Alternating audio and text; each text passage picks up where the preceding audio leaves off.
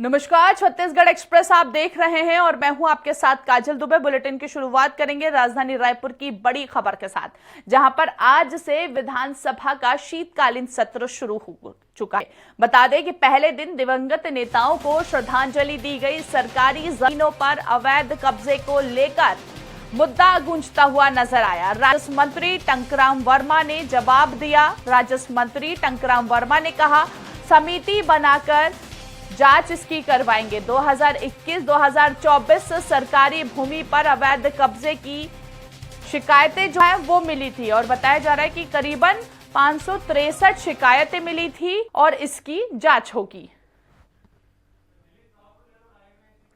ज्यादा बातचीत करेंगे, दिलीप का रुख करेंगे। सहयोगी हमारे साथ अधिक जानकारी के लिए लाइव जुड़ चुके हैं। दिलीप, आज से विधानसभा शीतकालीन सत्र का आगाज हो चुका है। हमने देखा पहले दिन दिवंगत नेताओं को सबसे पहले श्रद्धांजलि दी गई, उसके साथ ही सरकारी जमीनों का मुद्दा भी इस सदन में गूंजता हुआ नजर आया। फिलहाल क्या अपडेट?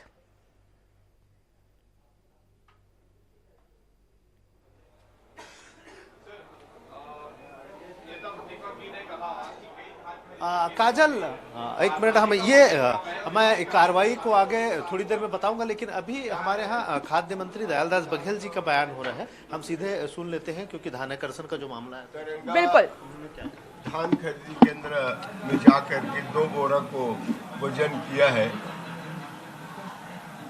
और उसका ध्यानाकर्षण लगाया है और उनका कहना है कि बारदाने का वजन 480 ग्राम है। मैं पुनः जिला स्तर के अधिकारी को सवेरे भेज करके बारदाना के जांच कराया हूँ। अधिकारियों का टीम गया था, उसमें ऐसा नहीं मिला। बारदाने में नमी होता है और 22% नमी को जोड़ने से 545 ग्राम वजन आता है और यही कोलकाता कमिश्नर के द्वारा बारदाना मंगाए हैं और उसका वजन जो है वहाँ भी वजन होता है। जिला स्तर अधिकारियों के द्वारा उसका वजन किया जाता है। ये जो कहना है ये सही ही है। ठीक है सर। धान का मुद्दा उठा है, धान खरीदी प्रभावित हो रही है, अलग अलग तरह की बातें आ रही है, उसको लेकर स्थगन लाए हैं। स्थगन की गिरावट पे चर्चा चल रही है। अभी तो चर्चा शुरू हुआ है, लेकिन क्या है, धान खरीदी केंद्र में धान का खरीदी चल रहा है और धान खरीदी बंद हो गया है, ऐसा कहीं पे शिकायत नहीं आया है और धान का उठाव भी हो रहा है। संग्रहण केंद्र धान जा रहा है और हमारा धान खरीदी चल रहा है और अभी तक के 50 लाख मीट्रिक टन धान खरीदी किया जा चुका है। विपक्ष के आरोपों को क्या कहना है? विपक्ष के आरोपों पे आपका विपक्ष का आरोप है, विपक्ष तो आरोप लगाएगा ही, उनका काम है आरोप लगाना। और कौन नहीं जानता उसके 5 साल के धान खरीदी में क्या नहीं हुआ है, सभी लोग जानते हैं। 500 से 700 करोड़ रुपए का जो है वो गड़बड़ी है, पैसा गबन किया जा रहा है, खाया जा रहा है, ये आरोप है। कौन विपक्ष आरोप लगा? ये कहना गलत है। किस बात का आरोप? किस बात का आरोप बताए तो सही भाई, किस बात का आरोप, किस बात का गमन हुआ है, कुछ बताएं तब ना। कहने से तो बारदाने में वहाँ कमिश्नर किया होता है उसका वजन और उसके बाद यहाँ जिला स्तर के अधिकारी लोग वजन करते हैं और नेताजी एक तरंगा सोसाइटी में जाके एक बोरा तौल के आ गया। वैसा थोड़ी होता, बंडल को तौल के आया ना, एक गठान 500 बोरी गठान होता है, गठान को तौल के आया, जबकि उसमें नमी रहता है, नमी को जोड़ा जाता है तो 545 ग्राम आता है। और नेताजी जो बोला है वो ठीक नहीं, गलत है। सर राइस मिलर्स अभी भी मांग पर अड़े हुए हैं और जो सरकार की कार्रवाई भी कहीं ना कहीं हो रही है, 2-3 दिनों से किया गया है। नहीं, वो क्या है, वो तो सशक्त प्रक्रिया है। जहाँ समय अभी कार्रवाई हुआ, ऐसा बात नहीं, पहले भी कार्रवाई होते रहा है, अभी भी कार्रवाई हुआ है। तो रह गया सवाल, बहुत से राइस मिलर धान उठाव कर रहे हैं। ठीक है सर। धन्यवाद। धान उठाव क्या है, संग्रहण केंद्र भी जा रहा है धान, और राइस मिलर लोग भी धान उठाव कर रहे हैं।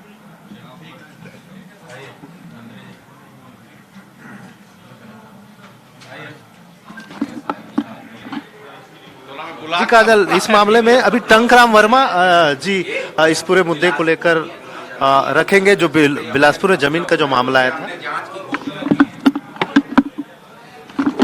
हमारे माननीय सदस्य ने प्रश्न लगाया था बिलासपुर जिले के शासकीय भूमि पे कब्जा के संबंध में।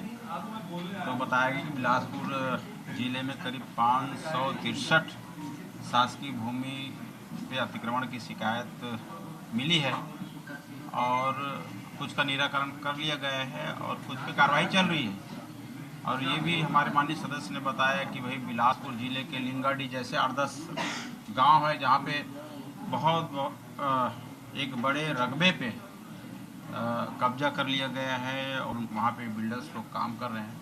तो हमने कहा कि भैया उसकी पूरी जानकारी हमको दे दे, फिर एक कमेटी गठित करके उसकी हम जांच कराएंगे, कार्रवाई कराएंगे, फिर उसके बाद उसको अतिक्रमण से मुक्त कराएंगे।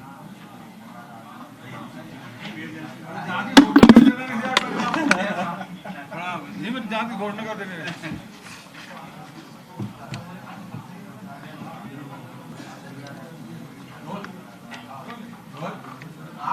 मेरे नहीं मैं तो थोड़ा सा मेरे तारांकित प्रश्न क्रमांक 5 में मैंने मंत्री जी से सवाल पूछा था कि स्मार्ट मीटर कहाँ कहाँ कितना लगा है। तो उसके लिखित उत्तर जो आया है और उसमें लगभग 6 लाख से अधिक मीटर स्थापित किए जा चुके हैं, लेकिन जिसमें बलरामपुर है, जसपुर है, शक्ति है, बीजापुर है, नारायणपुर है और सुकमा, इसमें निरंक है, एक भी मीटर इन जिलों में नहीं लगा। दूसरी बात यह है कि इसमें जो मीटर लगे हैं तो इसमें चूंकि ये प्रीपेड है, लेकिन अभी पोस्ट पेड में ही भुगतान किया जा रहा है और लोगों से शिकायत ये मिल रही है कि जितना पहले बिल आता था उससे 1.5 गुना, 2 गुना, 3 गुना ज़्यादा बिल आना शुरू हो गया है। ये प्रश्न पूछा इसलिए गया था कि आखिर ये स्मार्ट मीटर कब तक के पूरा हो जाएगा। और दूसरी बात ये है कि ये प्रीपेड जो है बहुत सारे प्रदेशों में लागू होने के बाद वहाँ विरोध शुरू हुआ है। हरियाणा में एक व्यक्ति का 335 करोड़ रुपए बिल आ गया था स्मार्ट मीटर के चक्कर में। तो क्या ऐसी स्थिति आएगी तो उसके निराकरण की क्या व्यवस्था है। और मेरा सरकार से सवाल है कि ये स्मार्ट मीटर आप निजी घरों में तो लगा रहे हैं, शासकीय कार्यालय में कब लगाएंगे? इसकी शुरुआत तो वहीं से होना चाहिए। जितने भी शासकीय कार्यालय है वहां से स्मार्ट मीटर की शुरुआत होनी चाहिए। ठीक, अब सवाल स्मार्ट मीटर वाली जो व्यवस्था थी सर, वो क्या आपके कार्यकाल में चालू हुई? ये तो भारत सरकार का है। उस समय राज्य सरकार ने आपत्ति की थी क्या? हमने किया था, लेकिन अब भारत सरकार का निर्देश है तो टाला नहीं जा सकता। अब कौन कौन कंपनी के गया है वो तो टेंडर उंडर की बात की है। ये आप लोगों ने स्थगन लाया है धान खरीदी में, जो परेशानियां किसानों को हो रही है उसमें क्या स्थिति आपने बात सदन में कही? देखिए, स्थगन में सरकार ने ग्राह्यता पे चर्चा कराना स्वीकार किया है। इसका अर्थ यह है कि सरकार ने स्वीकार कर लिया है कि अव्यवस्था तो है। और दूसरी बात यह है कि इसकी शुरुआत अब उमेश पटेल ने भी शुरू की और क्योंकि लंच ब्रेक हो गया, लंच ब्रेक के बाद इसकी सारी बातें हम लोग रखेंगे। किसान कैसे परेशान हो रहा है, उसके धान के बारदाने के लिए, टोकन के लिए और सोसाइटियों में लिमिट करने के कारण से, धान उठाव नहीं होने के कारण से जो वहाँ ऑपरेटर है उसका हड़ताल होने के बाद, राइस मिलर के हड़ताल होने के बाद बफर स्टॉक से भी 2 गुना 3 गुना धान अभी तक के सोसाइटियों में रखा गया है। तो इसका नुकसान जो हो रहा है, अब धान खरीदी अधिकांश जगहों में बंद होने के कगार में है। बहुत सारे जगहों में तो बंद हो चुका है, कई जिलों में बंद हो चुका है। अब अधिकांश जगहों में भी धान खरीदी बंद हो जाएगा, वहाँ बोर्ड चस्पा कर दिया गया। अब आज से हमारे यहाँ सारा में 9 तारीख से ही बोर्ड लगा दिया गया कि धान खरीदे बंद। अब 9 तारीख से लेके आज हो गया 16 तारीख, 7 दिन हो गया, सरकार उस सोसाइटी में कोई व्यवस्था नहीं की है। उसी प्रकार से बहुत सारी जगहों में, बहुत सारे जिलों में ये स्थिति बन गई है। अब कुछ दिनों बाद पूरे प्रदेश में धान खरीदी ठप हो जाएगी। राइस मिलर और राज्य सरकार के बीच गतिरोध जारी है और इसमें सबसे बड़ी बात जो आ रही है, जो राज्य सरकार के मंत्री कह रहे हैं कि 2022-23 में जो आप लोगों ने 40 से 120 किया था, उस पूरे मामले की ईडी जांच कर रही है, इसलिए ये कार्रवाई या भुगतान जो नहीं हो पा रही है। अब उस पूरे तथ्य आ जाएं, क्योंकि इसके बारे में मुझे जानकारी है ही नहीं है ना। और सैद्धांतिक रूप से जब सहमति व्यक्त कर दिए, राइस मिलर गए थे मुख्यमंत्री के पास, और उसके बाद पुराने भुगतान के बारे में बात हुई, ट्रांसपोर्टिंग के बारे में बात हुई, और उसके बाद 80 रुपये में भी समझौता हुआ इनका। तो उसका इम्प्लीमेंट हुआ क्या? सरकार क्या, मतलब एक हाथ क्या कर रही है, दूसरे हाथ क्या कर रही है, पता ही नहीं। मतलब मुख्यमंत्री के बाद अब कौन बचा? इसलिए बोल रहे हैं कि सुपर सीएम कौन है, अदृश्य शक्ति कौन है जो सब कुछ मुख्यमंत्री कहने के बाद भी रुक जाता है। महत्वपूर्ण बात है। और ईडी की कार्रवाई से चलती रहेगी। उससे विभाग बंद हो जाएगा क्या? शराब में भी जांच हो रही है ईडी की, तो शराब बेचना बंद कर दी सरकार ने, बंद कर दी। रेट बढ़ा के, दुकान बढ़ा के कर रहे हैं, वहां भी बंद कर देना चाहिए। तो सर आखिर ये लोग क्या चाह रहे हैं? इसका मतलब ये है, देखो आप ही के प्रश्न से ये प्रश्न उठता है कि सरकार धान खरीदना नहीं चाहती और इस कारण से ईडी का बहाना करके वो धान खरीदी को प्रभावित कर रही है। जबकि शराब में भी ईडी की जांच हो रही है, क्यों नहीं बंद कर रहे हैं शराब दुकान? उसमें ईडी की बात नहीं आती और सरकार ही बेच रही है। ये खबरें हैं कि गोदाम ही खाली नहीं है, सरकार आखिर चावल लेगी कैसे और लेगी तो रखेगी क्या? तो सरकार का सर दर्द है भाई। जब मालूम है सरकार को 160 लाख मीट्रिक टन धान उत्पादन होगा, उसकी खरीदी करनी है 21 क्विंटल के दर से, तो उसकी व्यवस्था पहले से कर लेना चाहिए। सरकार है किस लिए? तो फीता काटने, फूलमाला पहनने के लिए। अमानक बारदाना का मामला हमारे नेता प्रतिपक्ष ने उठाया और मंत्री जी ने जवाब दिया कि जिस धान खरीदी केंद्र में आप गए थे, जहां 480 ग्राम बारदाने का वजन आया था, वहां मैंने अधिकारियों को भेजा और वहां बारदाने का वजन है बराबर आ रहा है जो मानक। इसका मतलब ये कि नेता प्रतिपक्ष झूठ बोल रहे हैं। इसी बात पे तो मैंने कहा कि भाई आप नेताजी को झूठा ठहरा रहे हैं और आपके अधिकारी सही बोल रहे हैं, तो आपके अधिकारी और विधायक सब मिलकर जांच कर ले। तो उसके लिए भी तैयार नहीं है, इसका मतलब दाल में कुछ काला है। ठीक है।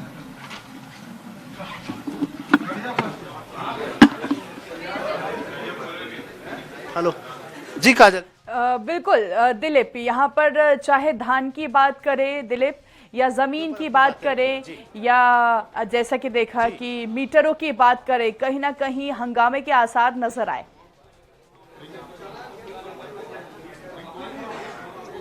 जी बिल्कुल, अलग अलग मुद्दे पे आज बात हुई। खास करके जो धान खरीदी का जो मसला है उसको शून्यकाल में स्थगन प्रस्ताव लाकर विपक्ष ने मामला उठाया।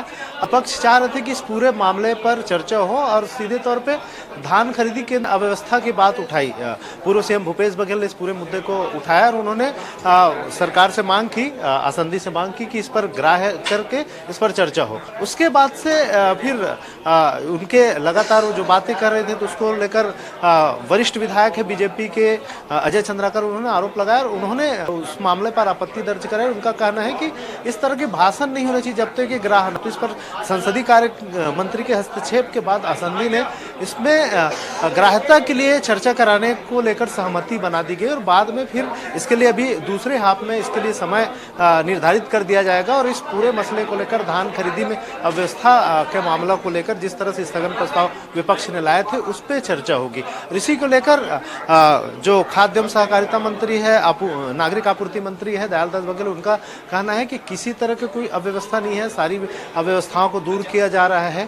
साथ ही साथ ध्यानाकर्षण में नेता प्रतिपक्ष डॉक्टर चरणदास महंत ने अमानक बारदाने का मामला उठाया। इसको लेकर भी मंत्री दयालदास बघेल का कहना है कि किसी तरह की कोई अमानक वाली बात नहीं है, जिसमें जिस तरह से जो मानक होते हैं और जो मापदंड है भारत सरकार के जूट कमिश्नर कोलकाता के माध्यम से जो जूट खरीदी होती है उस मानक के आधार पर खरीदी की गई है और उसकी स्पेशल जांच भी होती है। यहाँ पर आते हैं तो अधिकारी जांच करते हैं, फिर जिलों में जिला कलेक्टर के माध्यम से जांच होती है, तो सारी जांच पड़ताल के बाद ही जो खरीदी केंद्र है वहां पर जो बारदाने है उसकी सप्लाई की जाती थी। इस तरह से उन्होंने सिरे से खारिज किया। हालांकि इस पूरे मसले को लेकर नेता प्रतिपक्ष डॉक्टर चरणदास महंत ने आपत्ति दर्ज कराते हुए सीधे तौर पर मंत्री पर आरोप लगाते हुए जो सदन से बहिर्गमन किया। तो इस तरह से पूरे मसले को लेकर जो खास करके धान खरीदी और बारदाने खरीदी का मसले को लेकर ही आज सदन में शोर शराबा देखने को मिला। जी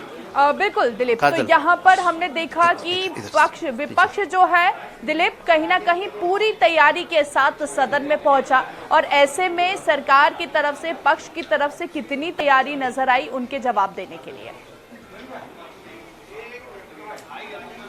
जी बिल्कुल, अलग अलग मसला था। जल जीवन मिशन के तहत जो नल जल योजना है उसको लेकर भी चर्चा हुई, उसमें भी ध्यान आकर्षण सत्ता पक्ष की ओर से ही वरिष्ठ विधायक अजय चंद्राकर ने पूरे मसले को लाया था और उनका कहना था कि सीधे तौर पे वे अपने मंत्री को घेरते हुए नजर आए। इसी तरह जमीन वाला जो मसला था उसमें भी सत्ता पक्ष के विधायकों ने ही अपने मंत्री को घेरते हुए नजर आए थे। तो इस तरह से ये भी देखा गया। हालांकि विपक्ष की अपनी तैयारी थी, सत्ता पक्ष सरकार की ओर से लगातार आंकड़े के साथ ये बातें बताई गई कि किस तरह से और ज्यादातर मसले में सत्ता पक्ष की ओर से जल जीवन मिशन का मामला था, उसमें सीधे तौर पे ये कहा गया कि पिछली सरकार में गड़बड़ियां हुई थी उसी को सुधारने का प्रयास लगातार किया जा रहा है। और इस एक तरह से सत्ता पक्ष या सरकार की ओर से यह बातें कही गई कि जो भी गड़बड़ियां हुई थी जल जीवन मिशन में वो पिछली सरकार की वजह से हुई थी, जिसको सुधारने का प्रयास अब सरकार की ओर से की जा रही है। चलिए, बहुत बहुत शुक्रिया दिलीप हम तक जानकारी पहुंचाने के लिए। तो देखिए, चाहे सरकारी जमीन का मुद्दा हो, धान का मुद्दा हो,